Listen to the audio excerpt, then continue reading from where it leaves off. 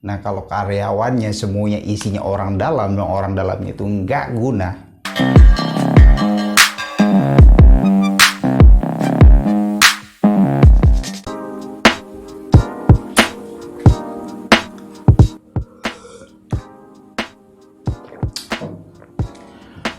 Oke, selamat datang di channel ini. Terima kasih buat kalian yang udah menyempatkan waktu untuk menyaksikan video yang gini-gini aja, channel yang gini-gini aja.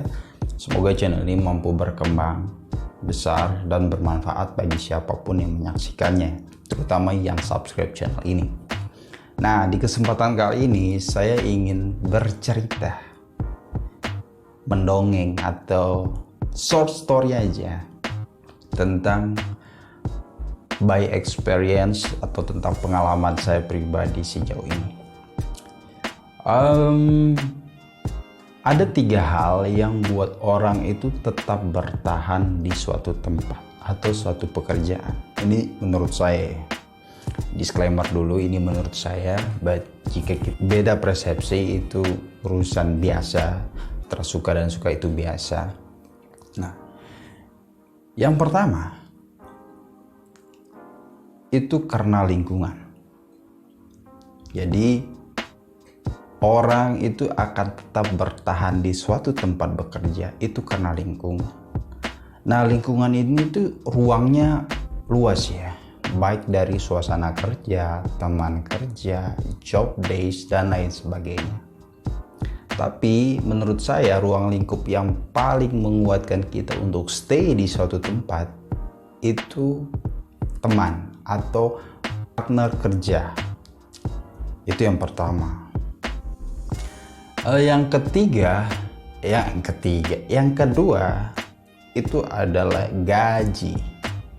Nah, gaji itu sangat menentukan sejauh mana kita mengeluarkan kemampuan kita di satu bidang. Misalnya, kamu di bidang A, secara umum ya, kamu digaji misalnya nominalnya 5 juta misalnya. Apakah kamu akan semangat?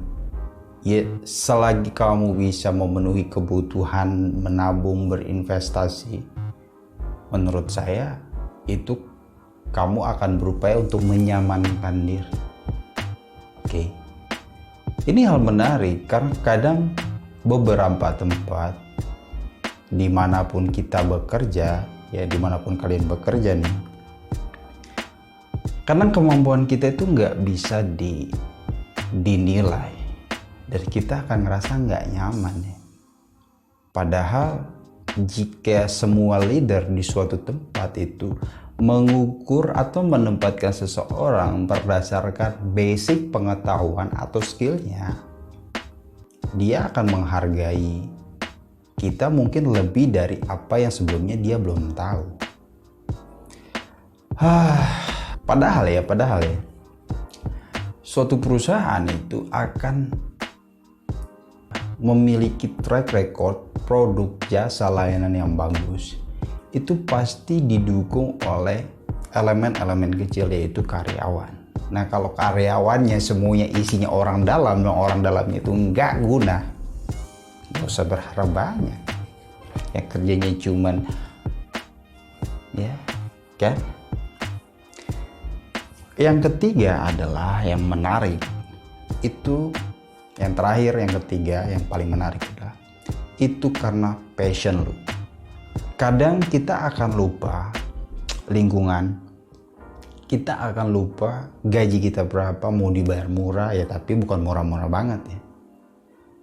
Jika itu memang passion kita, kayaknya kita itu melakukan aktivitas apapun karena masih ada kaitannya dengan passion kita, ya enak-enak aja, enteng-enteng aja. Kita nggak terlalu peduli dengan lingkungan, mungkin teman yang suka senggol, teman yang gak asik dan lain sebagainya, atau teman yang suka lapor sana sini kan, sana sini cari muka biar naik gaji 100-200 ribu kan. Nah, menurut saya passion itu akan mengalahkan 2 kondisi ini.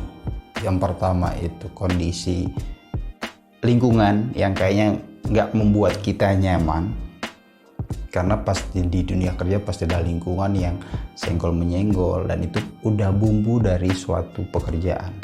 Lingkungan yang mungkin teman kita cari muka dengan ya sok sibuk gitu kan ketika ada atasan datang.